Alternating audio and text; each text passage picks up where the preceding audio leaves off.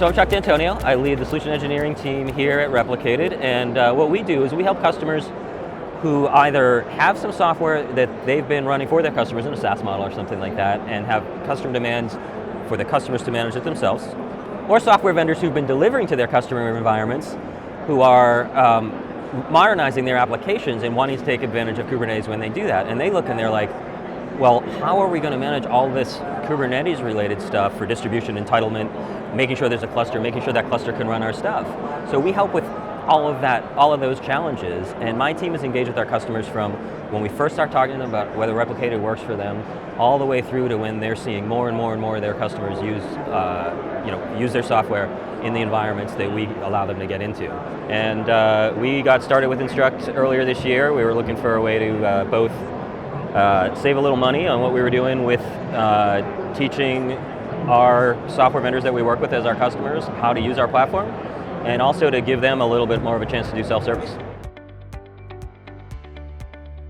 One of the things that made it sort of costly for us to do it the way we did it before is we've got to set up a lot of stuff, right? You've got to have a Kubernetes cluster to install in, because that's what we're doing with folks.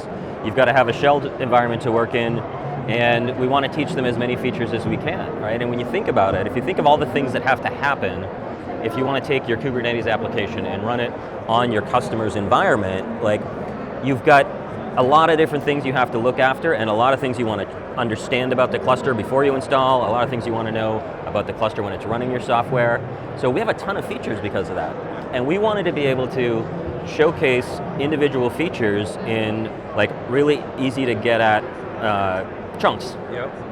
And so doing that the way we were doing it before, we would have to set up infrastructure and leave it running for weeks, right? Because you never know when someone can get in there and try what you're trying to get them to try. Right. So with Instruqt, we can set that up front and just sort of specify the automation with Instruqt, and then they come in and they're like, we want to try generating a support bundle in our customer's air gap cluster, and we can set up an Instruqt track for that, and they come in and they generate that support bundle. Instruqt helps us get set up with that cluster running behind a soft air gap, right, which is just network rules, but it helps us get that cluster set up, it helps us give them a shell to connect to it, and so instead of having to keep that running for 2-3 weeks for every person who wants to try this feature, before I would have had to run 3 VMs for 2 weeks. That was sort of our default length. Right. Now I run, through Instruqt, I'm running 2 sandboxes for 45 minutes. And so that is, the cost savings of that, the administrative overhead, like drop in administrative overhead of that, like it's just been fantastic for us so far.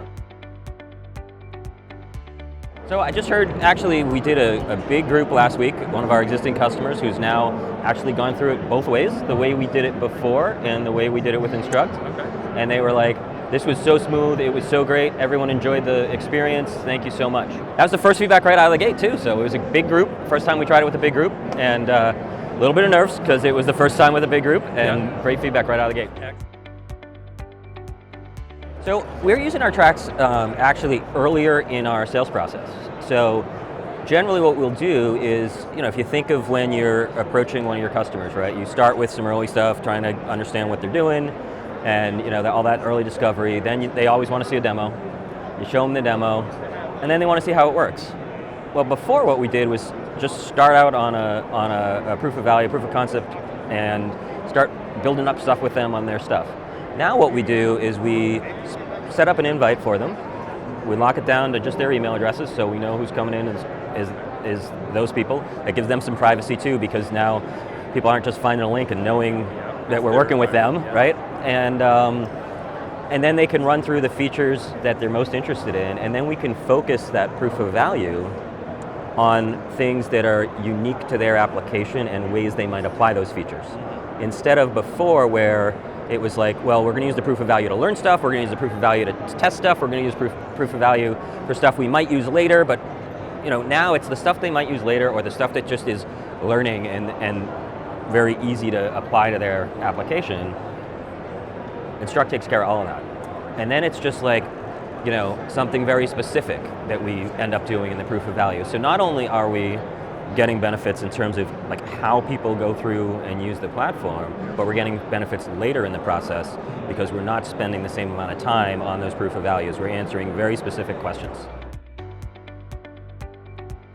Absolutely, we're getting a little more educated user. We actually are changing our sales process to insert a stage that's basically while we're working in, with Instruqt, with our customers. So what does that look like, if you don't mind? Yeah, so it's basically, before we went basically from discovery to a little bit of education to the proof of value. Now we put something between the education and the proof of value that we call a line. And a line is about aligning their understanding of the technology through using, we call them our labs, our hands-on labs, our field labs, depending on what we're talking about, our labs, which each lab is an Instruqt track. I am hearing a little bit of feedback around that, but the other feedback I'm hearing is different corners of the organization saying, could we apply that to what I do? So can we put some, can we embed some stuff on the website? The docs team is saying, hey, we have tutorials in the docs. Can we, we'll still probably have the text of the original tutorial there because some people are just going to want to try it their own way, but can we say, hey, want to do this in a quick way? Yeah. Here, go over there and here's this tutorial So in like Instruqt. Support enablement almost. Support enablement, learn it, yeah, it's like, it's all, it's coming from all different corners of the organization about like how powerful this is going to be for us and has been for us so far. We've even just started experimenting with it. Now they can take a look, learn on their own, and we've got it feeding back into Salesforce. Okay. So we know when everybody starts a track, when everybody ends a track. We're generating new contacts in Salesforce that, what was an interesting thing that we hadn't occurred to us is that a lot of the folks that we engage with hands-on are not the people that we've been talking to as like the primary contacts in the process. Right. And now we're getting to know who those people are and what they're interested in and how they're working with, how they're going to be working with Replicated. Right. So just another layer of insight that we didn't have before.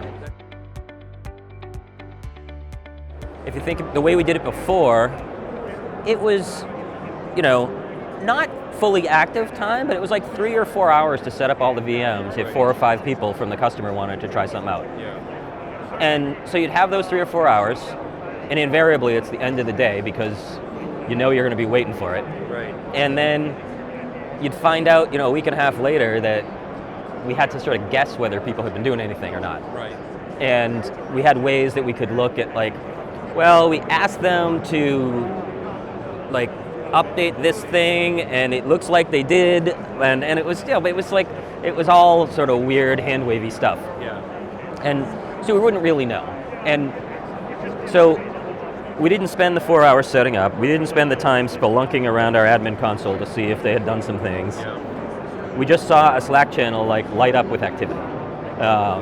And that's pretty cool. Yeah, and I have a small team, and anyone watching who's a sales engineer knows we have the most valuable time in the organization. Absolutely. And now I can figure out how best to use that time. Yeah. Because, setting up sandbox environments and, checking random things to guess if someone is using them and shutting them down so that we're not, spending a lot of time on the cloud and then like coaxing people along that maybe aren't ready. Right. That's a lot of time spent that isn't working with the folks who are super excited. Yeah. Now I see those signals of the excitement and I can say, all right, Josh, Fernando, like, go jump on this. Time to engage. Yeah. So it's perfect. Awesome.